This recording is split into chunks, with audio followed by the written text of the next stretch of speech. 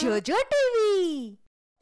అడవిలో కోతి ఒక బట్టలు కుట్టే మెషిన్ షాప్ తెరుస్తుంది.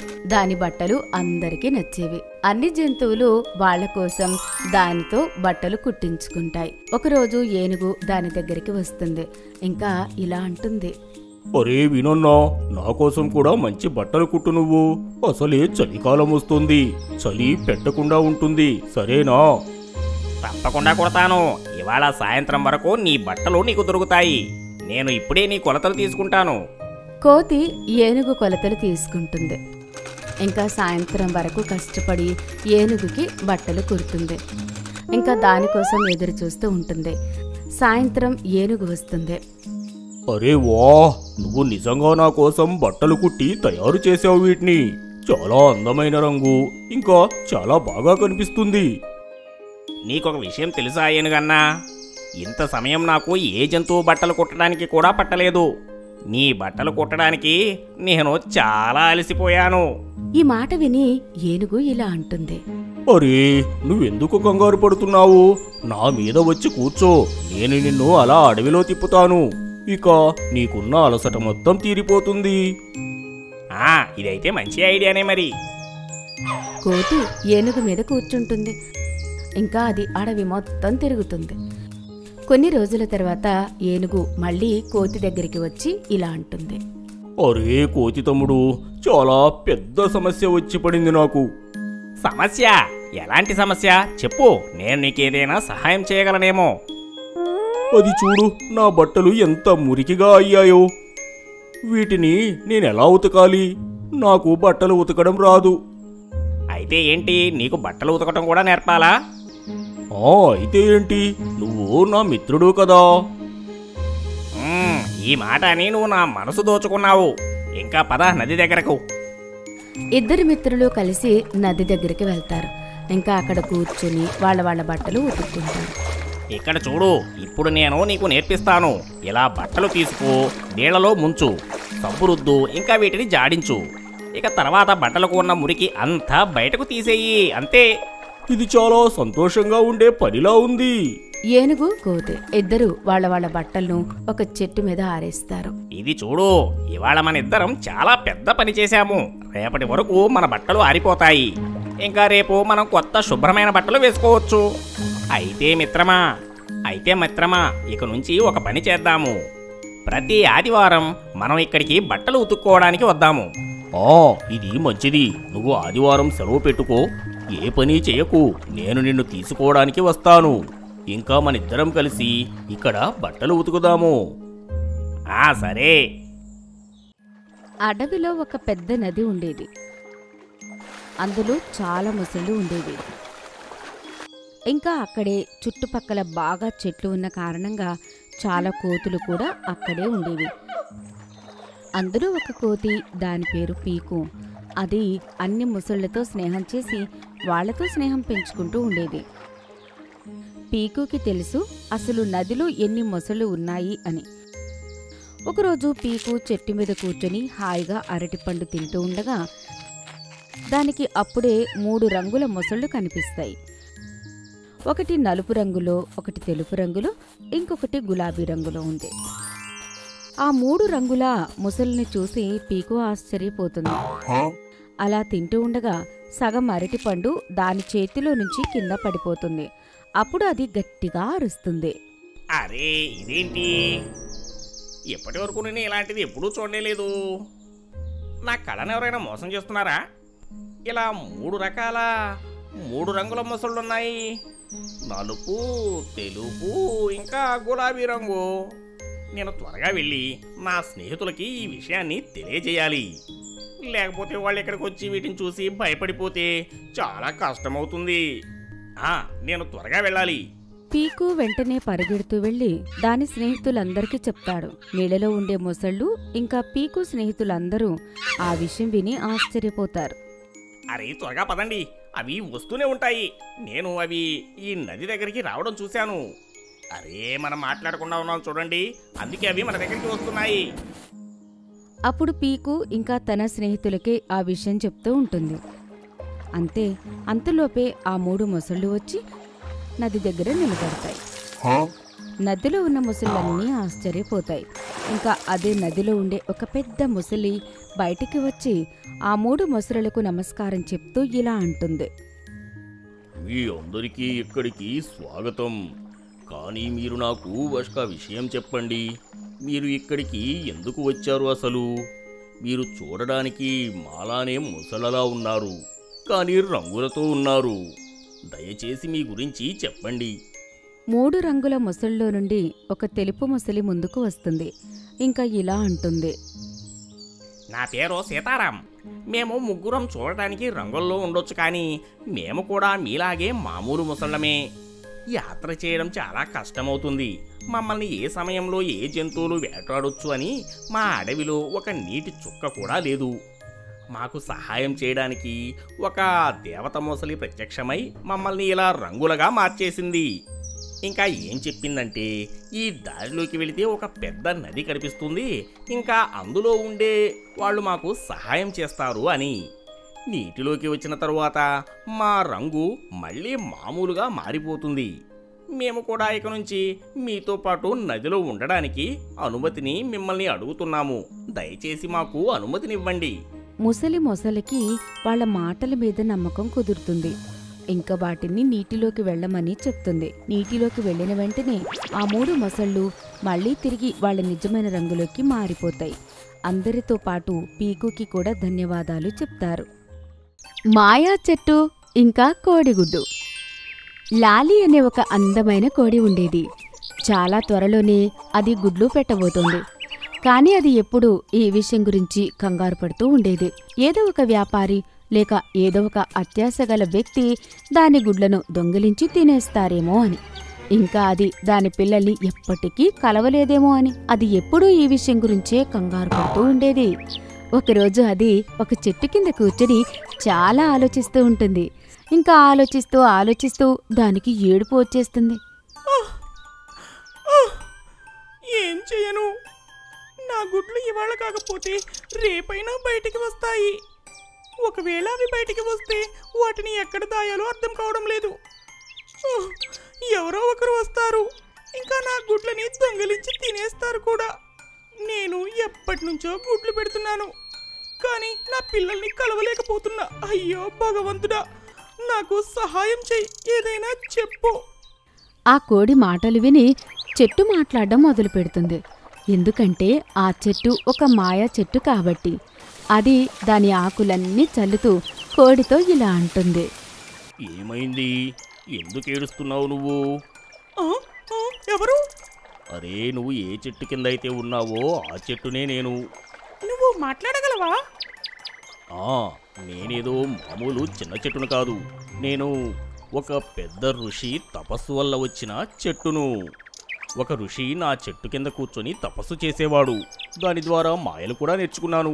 నేను నీకేమైనా సహాయం చేయగలనా? కోడి దాని బాధలన్నీ చెట్టుకి చెప్తూ ఉంటుంది.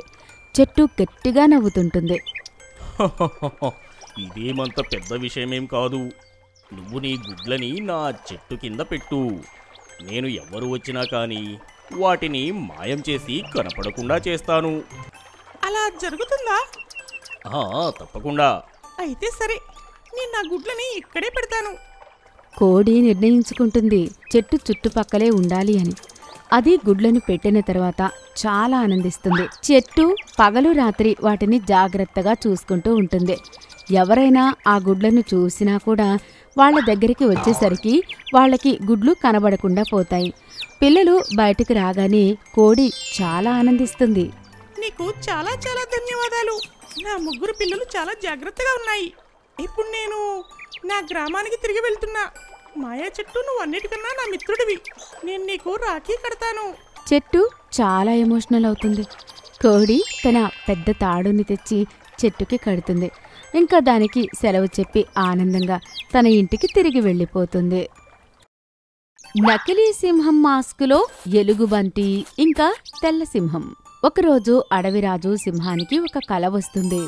ఏంటి అంటే సింహం మిత్రుడు బిజ్జు అతని దగ్గరికి రమ్మంటున్నట్టు. సింహం రాజు అతన్ని కలవడానికి వెళ్తాడు. ఇంకా ఒక సింహం మాస్క్ని తీసుకుని వెళ్ళి అతను ఏనుగుకి ఇస్తాడు. ఇంకా ఇలా అంటాడు. చూడు ఏనుగు, కొన్ని రోజులు నేను నా మిత్రుడు బిజ్జుని కలవడానికి వెళ్తున్నాను. నీకు తెలుసు కదా, నేను అడవిలో లేనప్పుడు ఏదో ఒక సంఘటన జరుగుతూనే ఉంటుంది. అది జంతువులను ఇబ్బంది పెడుతూ ఉంటుంది. నేను అందరూ బాగుండాలనుకుంటున్నాను. ఇంకా నాకు నీ పైన పూర్తి నమ్మకం ఉంది. అందుకే ఈ నకిలీ మాస్కుని ఇస్తున్నాను. దీనిని నువ్వు నీ దగ్గర పెట్టుకో. ఇంకా ఒకవేళ అడవిలో నీకు అనిపించినప్పుడు ఏదైనా సమస్య వచ్చింది అని నువ్వు ఈ ముసుగుని ఏదైనా ఒక జంతువుకు వేసేయి. అది అచ్చం నాలాగే మాట్లాడేలా చెప్పు, సరేనా? నేను కొన్ని రోజుల్లో తిరిగి వచ్చేస్తాను. సింహం రాజు అతని ప్రయాణం మొదలు పెడతాడు. ఇంకా ఆ ముసుగుని ఏనుగు చాలా జాగ్రత్తగా దాచిపెట్టి దాని కర్తవ్యాన్ని నిర్వర్తిస్తూ ఉంటుంది. హఠాత్తుగా ఒక తెల్ల రంగు సింహం అడవి మొత్తాన్ని ఊపేస్తుంటుంది. ఏంటి? నేను అసలు ఏమంటున్నాను? ఇది తెల్ల సింహమేనా? ఇప్పుడు ఈ నకిలీ మాస్కుని పెట్టుకొని దానితో ఎవరు గొడవ పడతారు? అయ్యో, ఎంత సమస్యలో పడ్డాను నేను. ఏనుగు దాని మిత్రుణ్ణి పిలుస్తుంది. అది ఎలుగుబంటి. ఆ ఎలుగుబంటిని ఆ ముసుగు వేసుకోమని చెప్తుంది. ఇంకా రాజు చెప్పిన మాటలన్నీ దాంతో చెప్తుంది. ఎలుగుబంటి ఇలా అంటుంది. అదంతా సరేలే, కానీ నేను ఈ తెల్ల సింహంతోని అసలు ఎలా పోటీ పడగలుగుతాను? నాకు అంత శక్తి లేదు కదా. ఇంకా ఎవరినైనా చూసుకో. ఎలుగుబంటి నేను చెయ్యను అని వెనక్కి తప్పుకుంటుంది. ఏనుగు కంగారు పడుతూ ఉంటుంది. అసలు ఇంత పెద్ద బాధ్యత అని ఎవరికివ్వాలి అని. ఈ నకిలీ ముసుగుని వేసుకుని భయపెట్టడం మాత్రమే కాదు, గొడవ పడాలి కూడా. ఏనుగు మళ్ళీ ఇంకొకసారి ఎలుగుబంటికి అర్థమయ్యేలా చెప్తుంది. ఈసారి నువ్వు కావాలంటే రాజు ముందర చాలా మంచి పేరు తెచ్చుకోగలవు ఎలుగుబంటి. ఒకసారి ప్రయత్నించి చూడు. అది నీ ముసుగుని చూసి భయపడుతుందేమో, ఇంకా నేను చూడగానే వెళ్ళిపోతుందేమో. నువ్వు ప్రయత్నించకుండానే కాదు అంటున్నావు. ఈసారి ఎలుగుబంటి ఏనుగు మాటలు విని ఆ నకిలీ ముసుగుని వేసుకుని తెల్లసింహం ముందుకు వెళ్తుంది. సింహం చాలా ఆశ్చర్యపోతుంది. అది ఎప్పుడూ ఇలాంటి విచిత్రమైన సింహాన్ని చూడలేదు. ఎవరి మొహమైతే సింహంలాగా, ఇంకా శరీరం అంతా ఎలుగుబంటిలాగా ఉండడం దానికనిపిస్తోంది ఇది ఏదో మాయా సింహం అని. అందుకే అది దాన్ని చూడగానే భయపడి అడవిని వదిలిపెట్టి పారిపోతుంది. ఇంకా ఇదంతా చూసి ఎలుగుబంటి ఇంకా ఏనుగు గట్టిగా నవ్వుతూ ఉంటారు. అంతలో సింహం రాజు మళ్ళీ తిరిగి అడవికి వస్తాడు. అతను కూడా ఎలుగుబంటిని సింహం తలతో చూసి ఆశ్చర్యపోతాడు. ఏనుగు సింహానికి జరిగిన విషయం అంతా చెప్తుంది. అప్పుడు సింహం ఇలా అంటుంది. ఓరే, ఇది అయితే చాలా బాగా జరిగింది. ఈ నకిలీ మాస్క్ మీ అందరి ప్రాణాలు కాపాడింది. ఇంకా ఎవరికీ ఏ నష్టం కూడా జరగలేదు. నేను మీరు చేసిన పనికి చాలా ఆనందపడుతున్నాను. ఏనుగు, ఇవాటి నుంచి నేను రిటైర్ అవుతున్నాను. ఇక ఈ అడవి బాధ్యత మొత్తం కూడా నీదే. ఏనుగు నిజాయితీ వల్ల అడవికి రాజు అయింది. ఇంకా రాజా అడవిని వదిలిపెట్టి వెళ్ళిపోతాడు. సోనా అనే ఒక ఎద్దు ఉండేది. ఆ ఎద్దు భార్య కొంతకాలం క్రితమే చనిపోతుంది. ఇప్పుడు ఆ ఎద్దు రెండవ పెళ్లి చేసుకుంటుంది. కానీ ఆ ఎద్దు మొదటి భార్యకి ఒక సంతానం ఉంటుంది. ఆ బిడ్డ పేరు గోలు. గోలు చాలా మంచివాడు. ఇంకా అతని తల్లిని చాలా ప్రేమించేవాడు. కానీ వాళ్ళ అమ్మ చనిపోయిన తర్వాత ప్రతి ఒక్కరిలో వాళ్ళ అమ్మని వెతుక్కునేవాడు. కానీ అతని ఇంకొక తల్లి వచ్చిన తర్వాత తను గోలుని అస్సలు ఇష్టపడేది కాదు, ఎలా అయితే తన సొంత తల్లి ఇష్టపడేదో. ఇప్పుడు సోనా ఎద్దు కూడా చాలా బిజీగా ఉండేది. అది తన కొడుకు పైన అస్సలు ధ్యాస పెట్టేది కాదు. ఒకరోజు సోనా రెండవ భార్య రమోనా దాని అక్కని తన ఇంటికి పిలుస్తుంది. రమోనా వాళ్ళ అక్క తల్లి కాబోతుంది. తన రోజంతా తనతో కూర్చుని మాట్లాడుతూ ఉంటుంది. ఇదంతా చూసి గోలు చాలా ఆనందపడతాడు. ఇంకా అతని పిన్ని దగ్గరికి వెళ్ళి కూర్చుంటాడు. మాటి మాటికి ఈ విషయం రమోనాకి అస్సలు నచ్చదు. ఎప్పుడు చూసినా మా అక్క దగ్గరికి వచ్చి కూర్చుంటున్నావు. వెళ్ళు, ఎక్కడికైనా వెళ్ళి అడుక్కొని తిను. నువ్వెక్కడికి రావాల్సిన అవసరం నీకు లేదు. ఇప్పుడు తను మళ్ళీ తల్లి కాబోతుంది. త్వరలోనే మా ఇంటికి ఒక మంచి బాబు రాబోతున్నాడు. నువ్వు అచ్చం మీ అమ్మలాగానే ఉన్నావు. నాకు నువ్వు కాస్త కూడా నచ్చవు. గోలు ఆరోగ్యం కూడా రోజురోజుకి పాడవుతూ ఉంటుంది. కానీ అతని ప్రేమ రమోనా వాళ్ళ అక్క మీద పెరిగిపోతూనే ఉంటుంది. రమోనా వాళ్ళ అక్క కూడా వచ్చిపోతూ అతనికి పాలిస్తూ ఉండేది. ఇంకా అతన్ని బాగా ప్రేమగా చూసుకుంటూ ఉండేది. ఒకరోజు రమోనా బజార్కి కొంత పని మీద బయటకు వెళ్తుంది. ఇంకా అక్కడ రమోనా వాళ్ళ అక్కకి కడుపులో బాగా నొప్పి ఉంటుంది. ఆహ్! ఆహ్! ఆహ్! అరే గోలు, వెళ్ళి చెల్లిని పిలుచుకొనిరా. గోలు పిన్ని మాటలు వినగాని అతని సవతి తల్లి రమోనాని వెతకడానికి అడవి వైపుకు వెళ్తాడు. ఇంకా వాళ్ళమ్మని తిరిగి తీసుకుని వస్తాడు.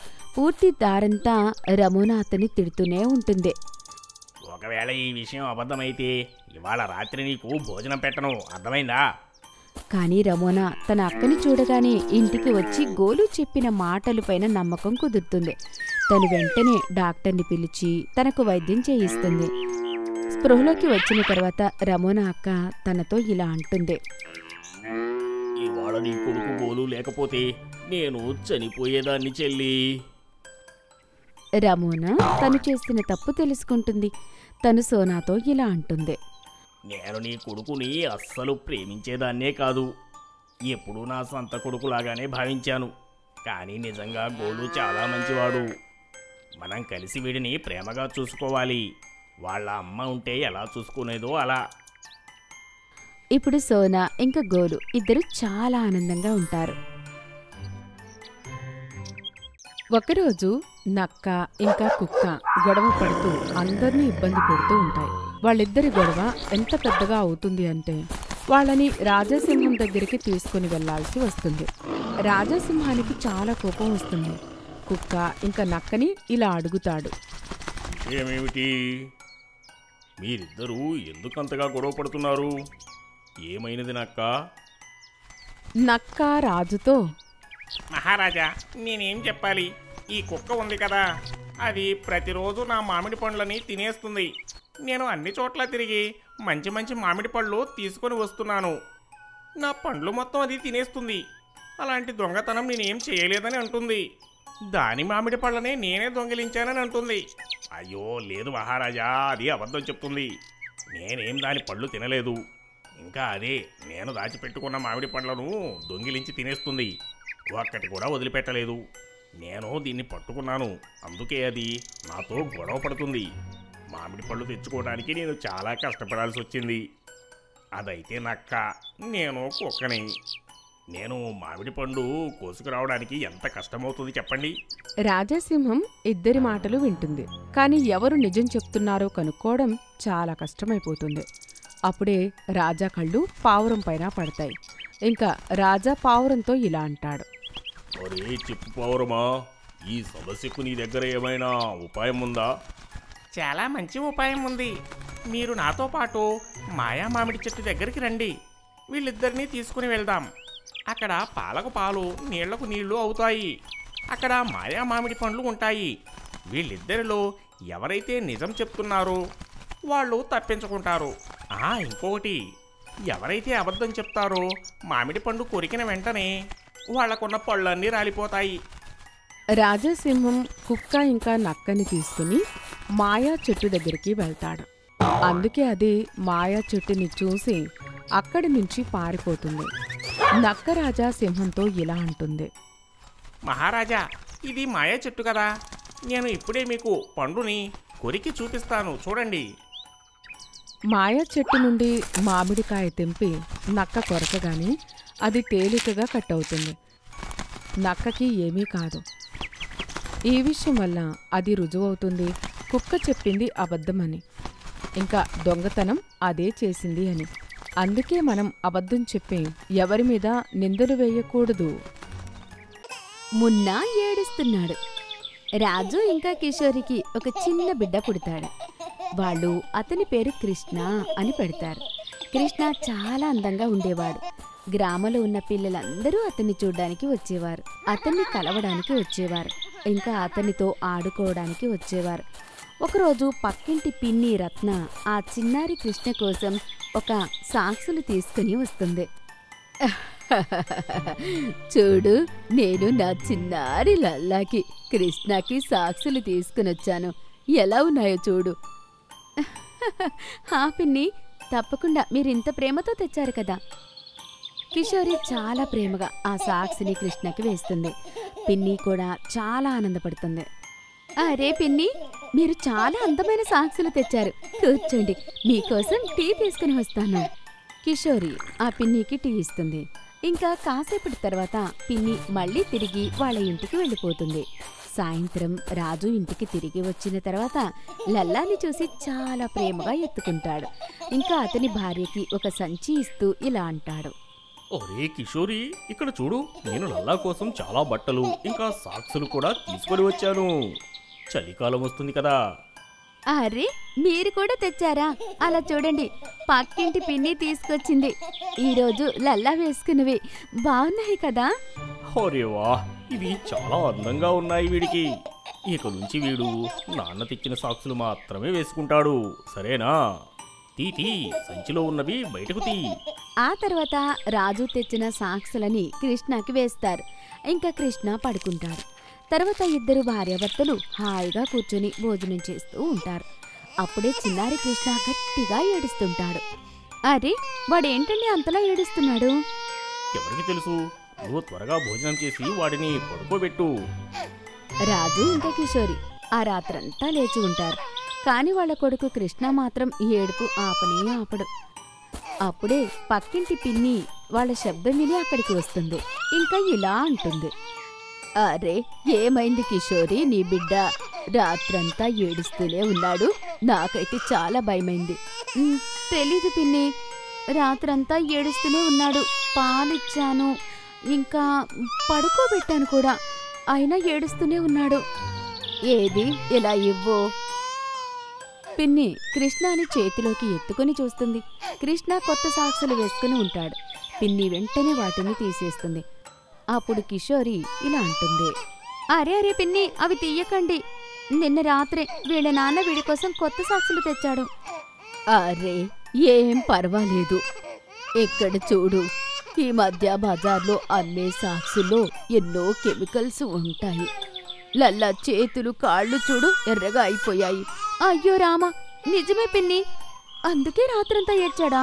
హా, ఇప్పుడు కాస్త నూనె రాయి. పాపం వీడు అదే చెప్పాలనుకుంటున్నాడు. ఎంత బాధగా ఉందో ఏమో.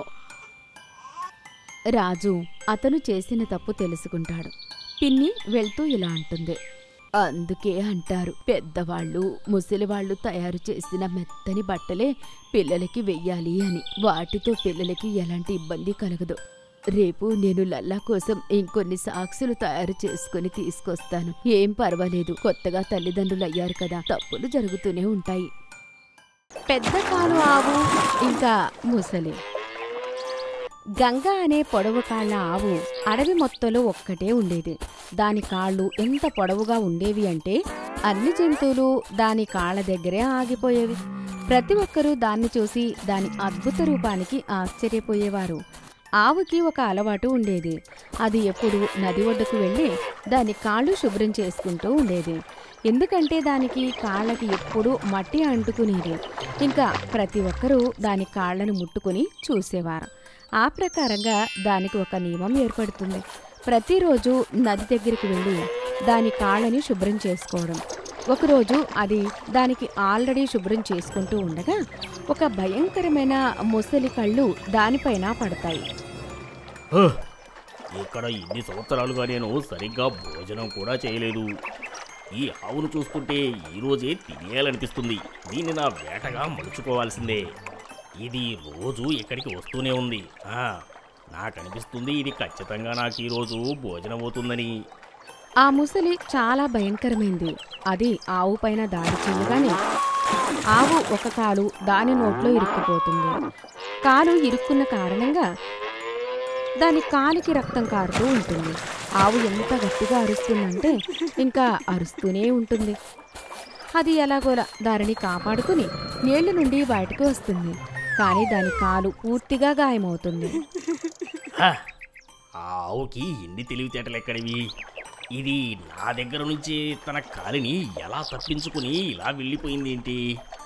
ఇప్పుడు ఇది నా నుండి తప్పించుకుంది, కానీ రేపు వదిలిపెట్టను. నేను ఖచ్చితంగా తినే తీరతాను. పాపకి అర్థమైపోతుంది ఆ భయంకరమైన ముసలి ఎలా అయినా దాన్ని తినాలని నిర్ణయించుకుంది అని. నాకు అర్థమైంది. ఇక్కడ ప్రతిరోజు నేను కాళ్ళు కడుక్కునేటప్పుడు ఇది నన్ను చంపాలని చూస్తుంది. నన్ను భోజనంగా మార్చుకోవాలనుకుంటుంది. అడవి మొత్తంలో ఒకటే నది ఉంది. నేనింకా ఎక్కడికి వెళ్ళగలను? దీనికోసం ఏదో ఒక ఉపాయాన్ని ఆలోచించి తీరాల్సిందే. ఆవు చాలా తెలివైంది. అది కావాలని దాని కాళ్ళకి కొన్ని గాజు ముక్కలు గుచ్చుకుని మరుసటి రోజు నది దగ్గరికి వెళ్తుంది. అది రావడం చూసి ముసలి ఇలా ఆలోచిస్తూ ఉంటుంది. ఆ, దీని ధైర్యం ఇవాళ చూడు, ఇవాళ మళ్ళీ వచ్చింది. ఆ ముసలి ఆవుని తినడానికి దాని కాలుని నోట్లో పెట్టుకోగానే ఆ కోశాటి గాజు ముక్క దాని నోట్లోకి వెళ్ళి దాని నోరంతా గాయమయ్యేలాగా చేస్తుంది. ఆవు వెంటనే నీటిలో నుంచి బయటికి వస్తుంది. నిన్న నువ్వు నన్ను గాయపరిచావు, ఇవాళ నేను నిన్ను గాయపరిచాను. నువ్వు మంచి ఆలోచించే ఈ అడవిలో ఉండు. మనమే ఒకరికొకరం చంపుకుంటే ఎలా బ్రతుకుతామో? ఇది అడవి నియమంలో లేదు కదా. ఎవరైనా నీళ్లలోకి దిగినా, నీళ్లలోని వాళ్ళ కాళ్ళని శుభ్రం చేసుకోవడానికి వచ్చినా, నీళ్లలో ఉండే జీవాలు వాటిని చంపాలి అని లేదు కదా. ఇవాళ నేను నిన్ను వదిలిపెట్టాను. ఇంకొకసారి ఇలా చేస్తే నా తెలివితేటలతో నేను చంపేస్తాను. నేనెక్కడికి రోజు వస్తాను, జాగ్రత్తగా ఉండు. ముసలి అది చేసిన తప్పు తెలుసుకుంటుంది. ఇంకా ఆవుని వదిలేస్తుంది. మరుసటి రోజు మళ్ళీ ఆవు నది దగ్గరికి వచ్చి దాని కాళ్లను శుభ్రం చేసుకునేది. కాని ముసలి మాత్రం దానిపైన దాడి చెయ్యాలి అని ఆలోచించేది కూడా కాదు.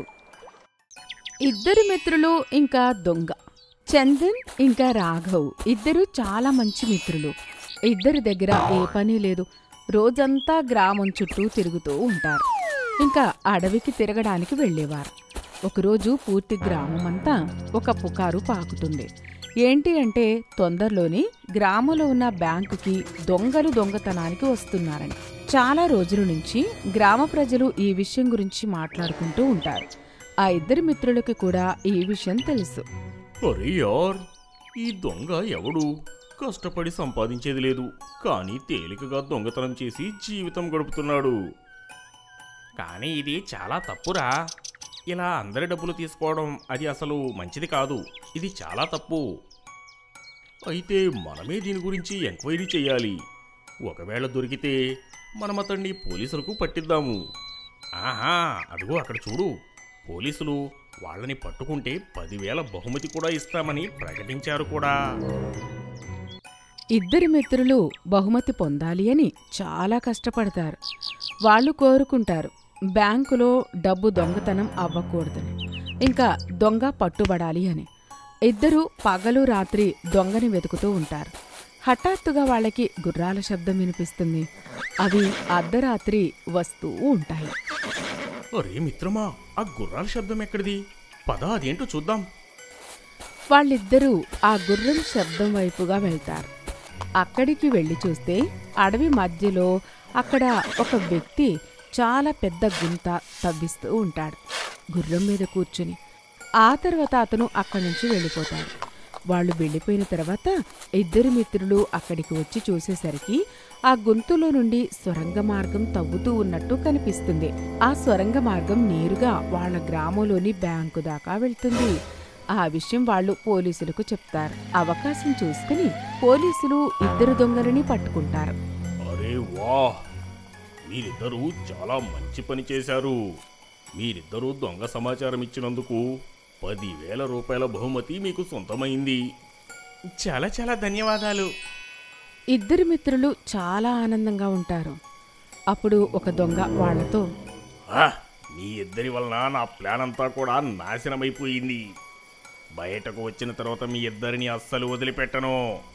అరే వెళ్ళు వెళ్ళు, జనాల్ని మోసగించటం, జనాల డబ్బుని దోచుకోవడమే నీ పని. జైల్లోకి వెళ్ళి ఇక పిండి రుబ్బు. ఇలాంటి బెదిరింపులకి మేము భయపడము. ఇద్దరు మిత్రులు అక్కడి నుంచి చాలా ఆనందంగా వాళ్ళ ఇంటికి 5,000 రూపాయలు తీసుకుని వెళ్తారు. ఇంకా కొత్త వ్యాపారం మొదలు పెడతారు. ఎందుకంటే ఇప్పుడు వాళ్ళు కష్టపడి సంపాదించి వాళ్ళ జీవితం ఆనందంగా గడపాలి అనుకుంటారు.